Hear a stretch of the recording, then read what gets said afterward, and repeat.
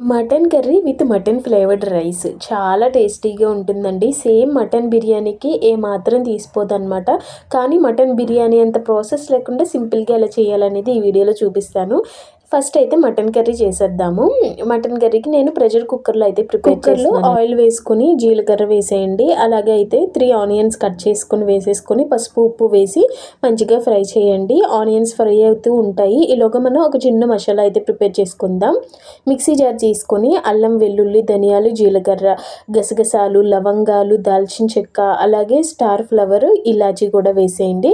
నేను గ్రేవీ కోసం ఇక్కడైతే నేను సన్ఫ్లవర్ సీడ్స్ గసగసాలు అలాగే కాజు అయితే వేసాను. మీరు కావాలంటే నువ్వులు కూడా యాడ్ చేసుకొని మిక్సీ పట్టేసి పక్కన పెట్టేసేయండి.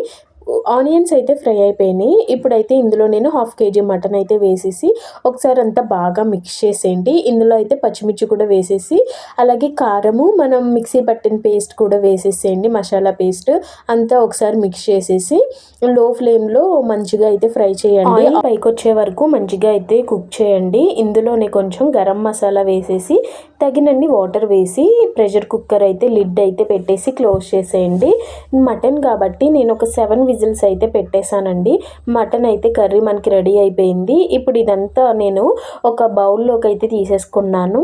ఇప్పుడు అదే ప్యాన్లో కొంచెం ఆయిల్ వేసుకొని హోల్ బిర్యానీ స్పైసెస్ అన్నీ కూడా వేసుకొని చక్కగా అయితే మిక్స్ చేయండి. అంతా ఆ హోల్ స్పైసెస్ అన్నీ కూడా మంచిగా ఫ్రై అయిపోయాక ఇందులో అయితే నేను ధనియాలు జీలకర్ర పౌడరు గరం మసాలా కూడా వేసేసి అంతా అయితే ఒకసారి మిక్స్ చేసి స్పైసెస్ అన్నీ కూడా బాగా మంచిగా ఫ్రై చేయండి. ఇప్పుడు ఇందులో ఉడికించిన రైస్ కూడా వేసేసి తగినంత ఉప్పు కారం అడ్జస్ట్ చేసుకొని అంతా మిక్స్ చేయండి.